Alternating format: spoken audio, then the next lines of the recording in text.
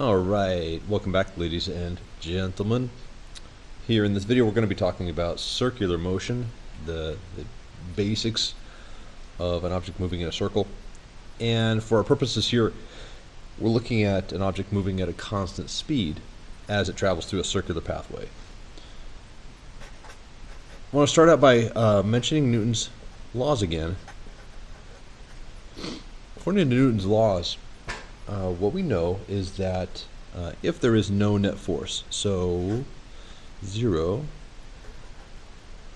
net force, will lead to or result in zero acceleration. And so this is going to be telling us, well, not only will speed be constant, direction must also be constant. Direction.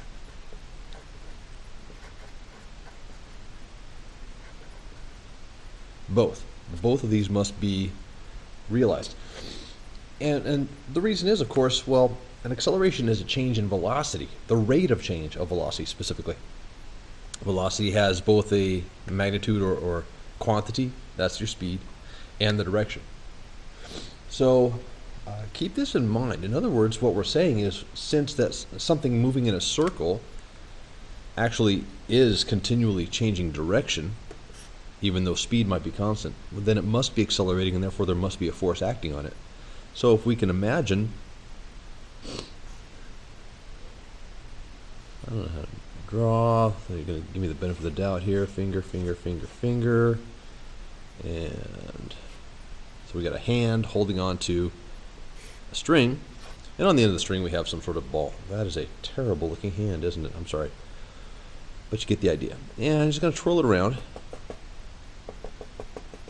and create that circular motion. So we can imagine that. Now, in order to do this, you have to realize that there must be a force acting on this object. Here's the object that we're going to be talking about. These arrows don't represent anything in terms of physics. I'm just pointing out that's the thing we are concerned with, not the hand, and actually not the source of the force that we're going to be talking about either. We'll get into that later on. So the idea here is to make this object move in this circular pathway with constant speed. I'm going to be emphasizing that. Then this force has to exist, and the force actually must be directed toward the center of the circle. There's some force here acting toward the center of the circle. And this is interesting because when the object is located here in the pathway, as it's moving around the circle, that force actually ends up changing direction. In one sense, it's still pointed at the same place, the center of that circle. But in another sense, of course, you can see those two arrows are pointing in different directions. So there has been a change in the direction of the force. As there has been a change in the direction of motion, you can clearly see in this initial position right here, the velocity is in a direction tangential to the circle, and here the velocity is also in a direction tangential to the circle. We're kind of looking at the circle sort of at an angle with a bit of perspective, so it's not a true circle. And then it's also why you might notice something with the angle here. It sort of appears we have a right angle between the force and that velocity vector. And here it kind of appears we do not have that right angle, but if we were to take this and tilt that circle and actually see a circle, we would see this sort of resolve into a right angle there as well. Now, this is a really important idea, that this force must exist to produce the circular pathway.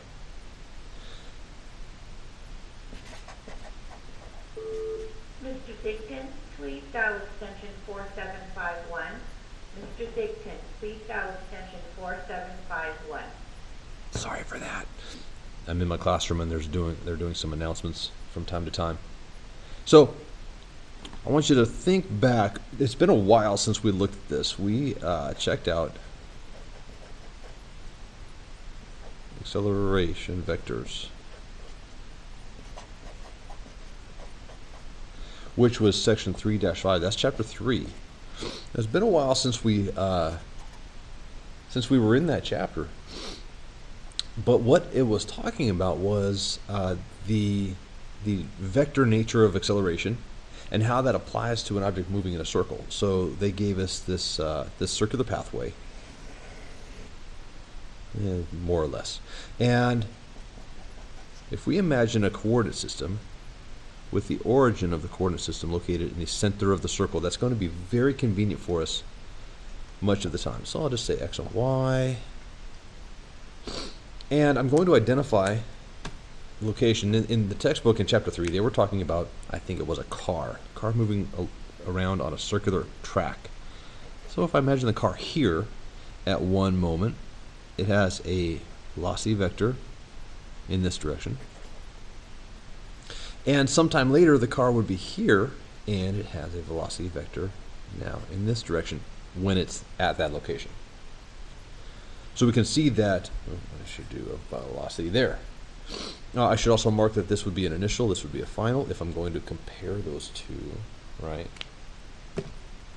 And what I have to realize is that even if the speed around this circular track is constant speed, the values of the velocities is not changing. The value is not changing. The direction clearly is. And when there's any kind of change in velocity, we must be experiencing an acceleration, and therefore there must be some force producing it. So you can imagine, I'm going to switch up colors here. I'll go green just because. I'm going to imagine drawing or duplicating this vector here, and what I can see then is from initial to final is the change in velocity that we have experienced, or that this object has experienced. And notice, if I've drawn it carefully, this delta v, this change in velocity, is pointing toward the center of the circle. Now, it's not so intuitive. You might think, well, it's never headed toward the center of the circle. And of course, you're right. But that is nevertheless, that is the direction of the change in its velocity. And if you were to take this a step further and say, well, what about when it's down here?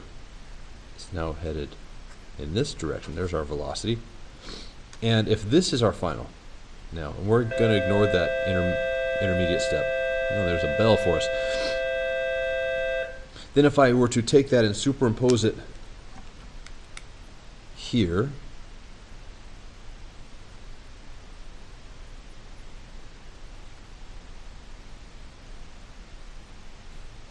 okay, then I would have a different delta v, and therefore there'd be a different net acceleration and so on. So it kind of depends on how you're viewing this.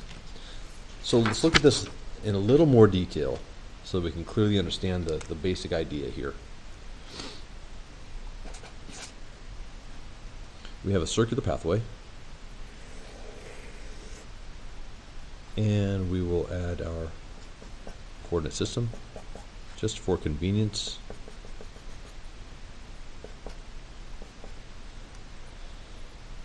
So the thing that we noticed was, I'm going to try to be consistent with the colors here that I use, so I'll use green for velocity vectors. We have an initial velocity there. We have a final velocity there.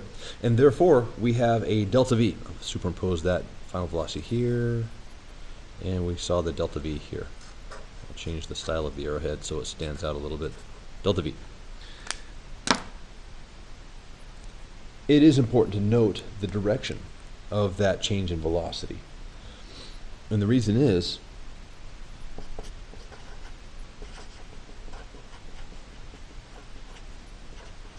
the direction of the acceleration. And therefore,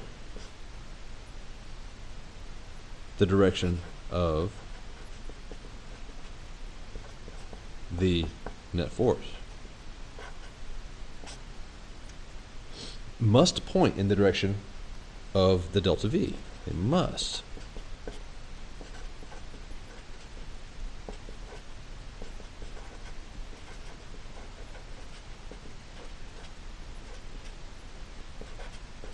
They must point in the direction of delta V. They do. There's no other way about it.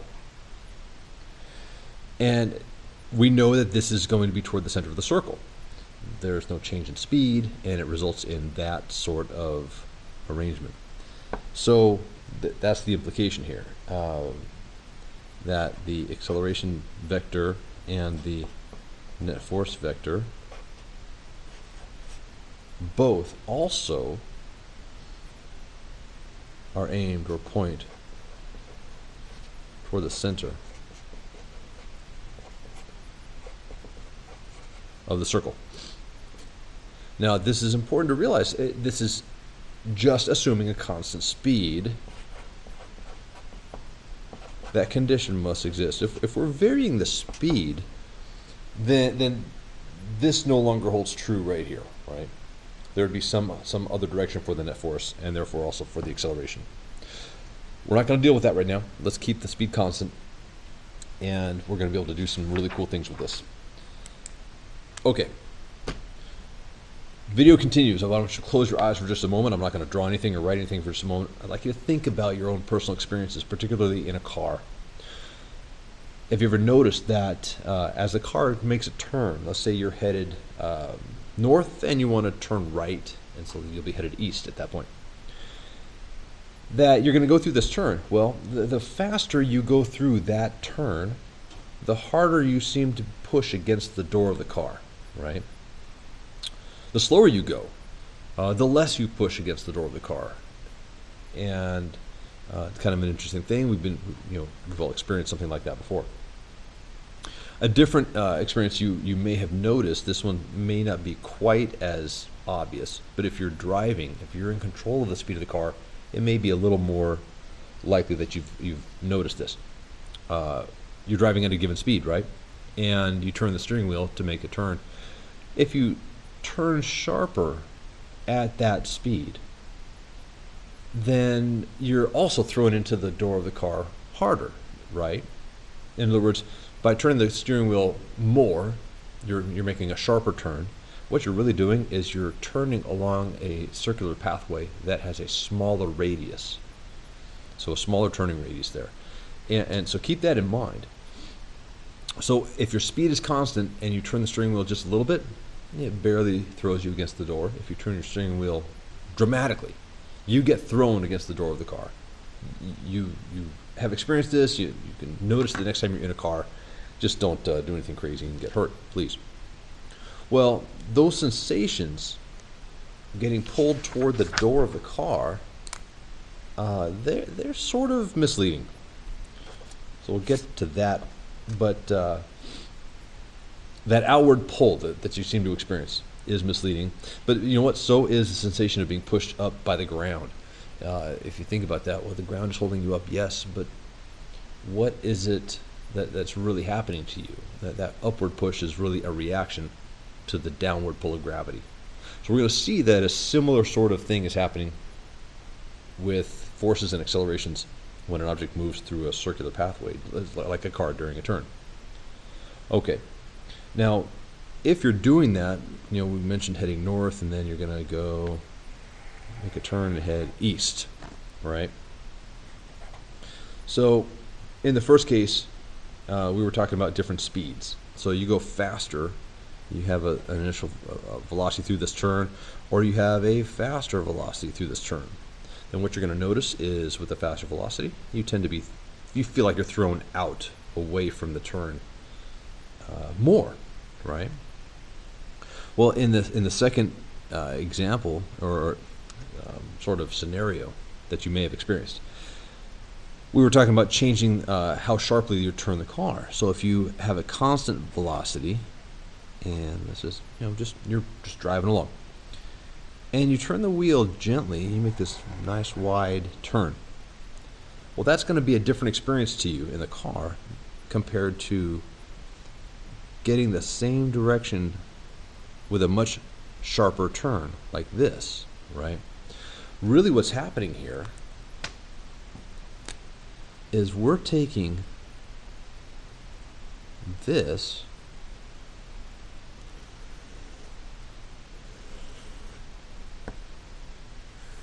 and there is a radius there. right? This turn, this part of the turn, is part of a circle, and we have a circular pathway. There's a radius to every circle.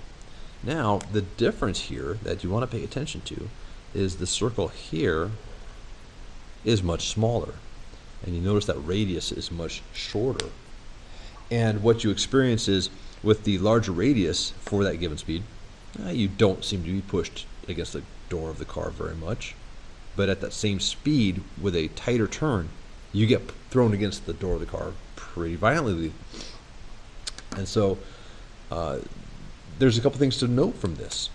It seems that the resulting effect on you is related to two things. It's related to your speed through the circle. Faster means there's a bigger effect, you notice.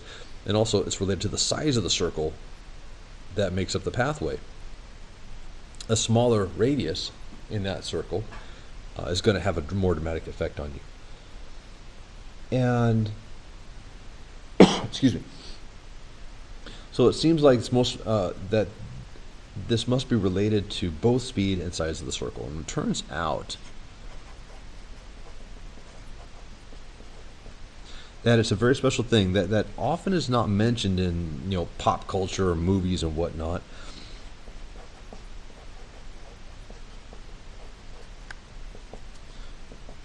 A physicist wants to talk about this thing called centripetal acceleration. Okay, now you've not heard this term most likely. Most people haven't. Because in movies and whatever else, TV shows, doesn't matter, you're often hearing the term centrifugal force. Throw that up here. Centrifugal force. Right, this is what y'all hear. Oh man, the pulling a lot of G's. The pilot in the jet fighter is experiencing 7 G's of force. The driver of the drag race car is experiencing lots of G's, G forces. Well, centrifugal force is kind of a misleading thing. The problem is it's what you feel like is going on. When you're getting thrown, you take the sharp turn, you're getting thrown against the door on the other side, on the outside of the turn, right? You turn right, you feel like you're thrown to the left. Well, you aren't thrown to the left. The thing is, your body has inertia, and it already has a direction of travel, which is that way. And you turn the wheel of the car, and it's the car that actually moves to the right and bumps into you. You don't move to the left and bump into the car moves to the right and bumps into you. And how sharp that turn is can affect how hard the car bumps into you. And then once it makes contact, it can push on you, and you go around the turn with the car. Same thing's happening here, of course. You go through this nice gentle turn, but you go too fast, and it feels like you're thrown outward, right? You feel like you're being pulled away from the center of the circle, but instead, really, your body's just trying to keep going the way it was going. Newton's first law. Things are going to keep doing what they want to do. And the car will turn and bump into you. So this guy right here that we think we are feeling actually is a force that doesn't exist. Centrifugal force does not exist. It doesn't. It's a myth. The problem is it's what we think is happening because it sure feels like it's there. But it is just your own inertia headed straight when the car is trying to make you turn. That's all that's happening. Now, so what is this business? Well, the centripetal acceleration is the acceleration toward the center of the circle. So I'm going to come back to this real quick. If there's a delta V here, we've already said, look, the acceleration and the net force must be in the direction of that change in velocity. There must be an acceleration toward the center of the circle right there. It absolutely does exist.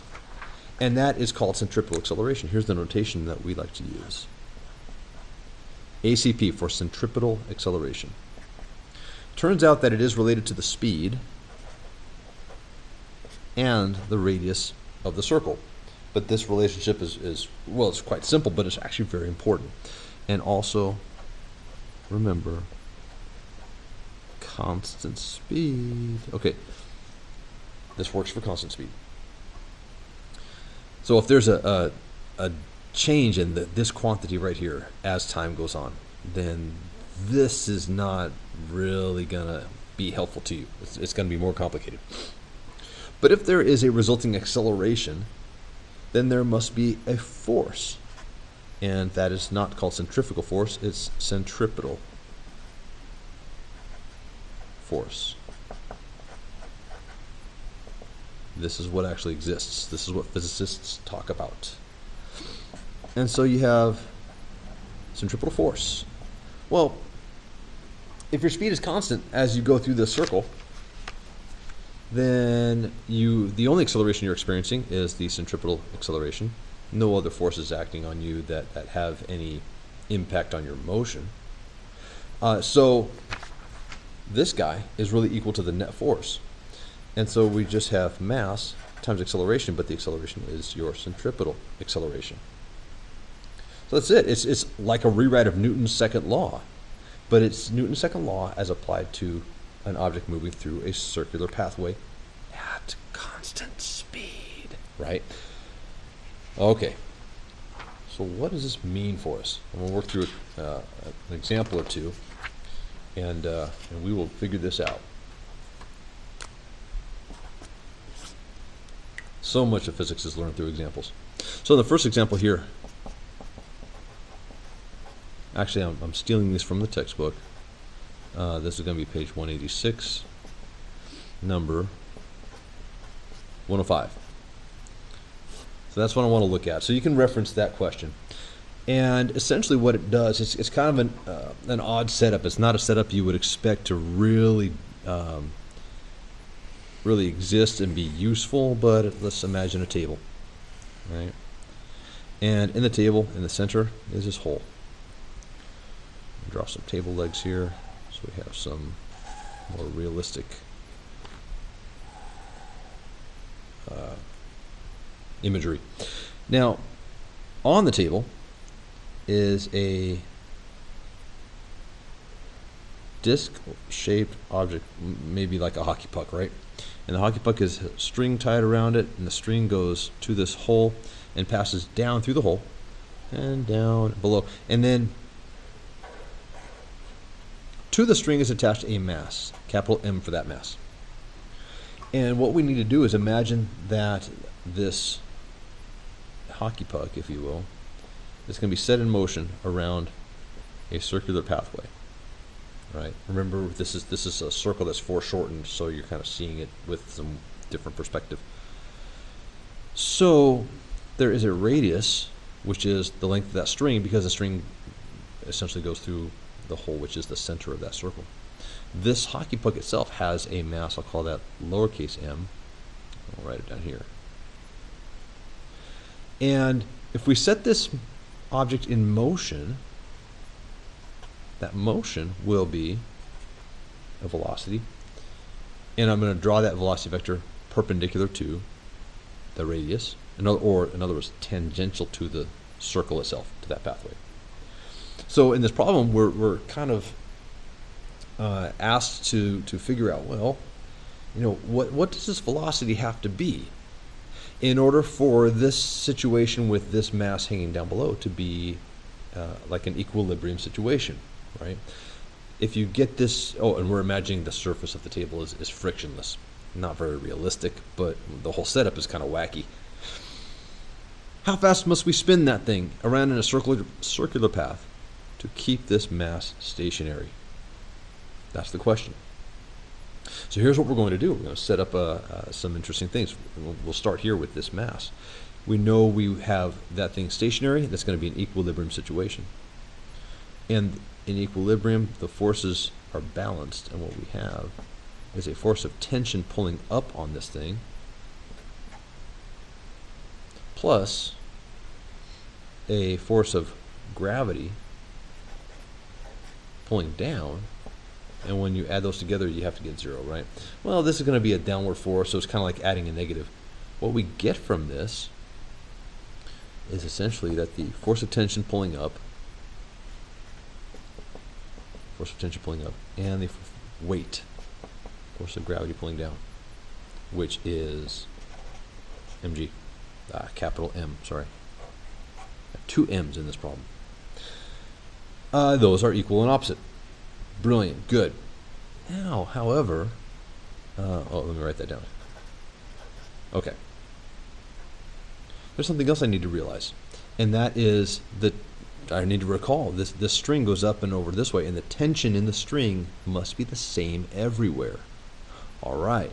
So now, what force could possibly be leading to this object moving in that circular pathway? It's a force that must pull toward the center of the circle, and that would be the tension in the string. So the tension of the string is also equal to the centripetal force that we have. The centripetal force acting on this guy to create that circular motion. Okay. So, here I go with my M's again. Capital, just realized that. Okay, you caught that, I'm sure. So, the next step, really, I'm going to break this guy down. Lowercase m here, and this is going to be times acceleration, centripetal acceleration. And this now is going to be a useful equation right here, because I know that inside the centripetal acceleration is hidden a v, a velocity, and that's what the question wants to know. So I'm going to do a simple rewrite. I'm going to take that guy and borrow him. I'm going to take this term and borrow him and rewrite the a. And so capital M times gravity equals lowercase m times, now instead of ACP, I'm going to write my c squared divided by r. There we go. And at this point, I simply need to solve for the velocity.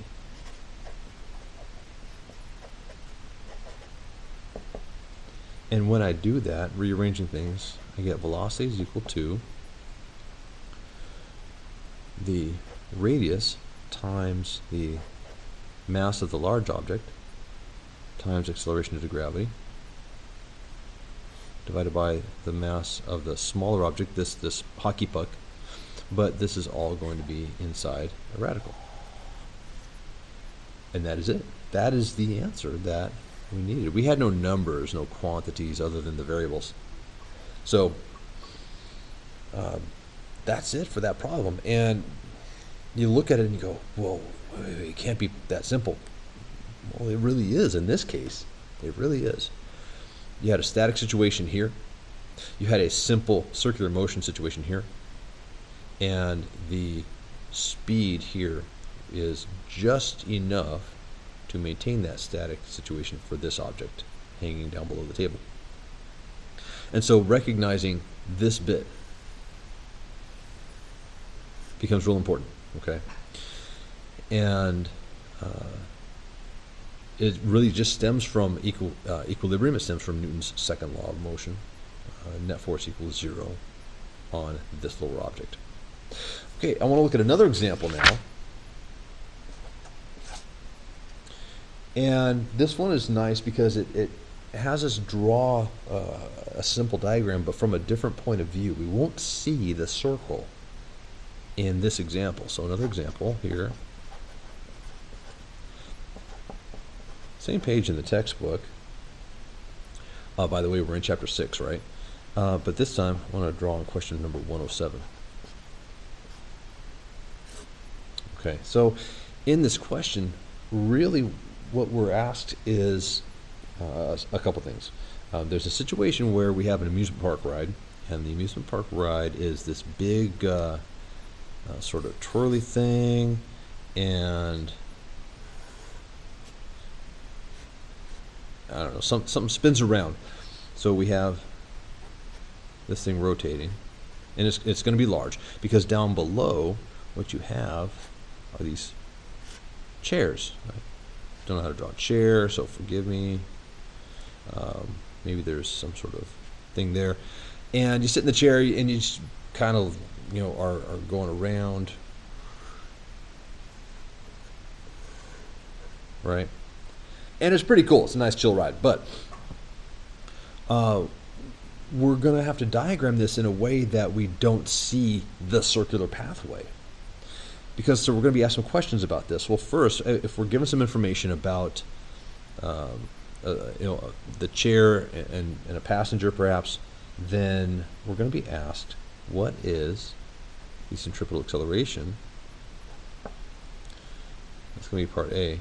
And we're also going to be asked in part B, what is the angle theta that these support chains make with the vertical?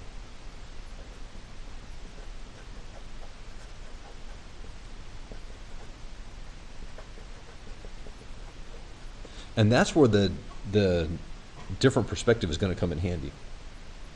For this question, I also am going to be asked to explain a kind of an interesting thing that's going to pop up out of this question. So there is a part C, and we're just going to kind of put a question mark there. I'm going to hold off on telling you what it is at the moment. Now, we have some information, but first I want to kind of sketch this out, not looking at the circle. I'm going to imagine myself at eyeball level with the chair, and so from my perspective there, I really wouldn't see a circle. I would see the chair simply go back and forth over and over and over. And a simple sketch of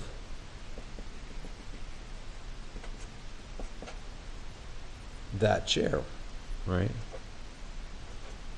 Basically a free body diagram is what I'm looking at. This chair is going to have weight, of course. Okay, so we'll have force due to gravity. And if we ignore air resistance, there's really only one other force that's important, and it's the tension pulling up this way. And let's imagine it's just kind of one singular force. We'll combine all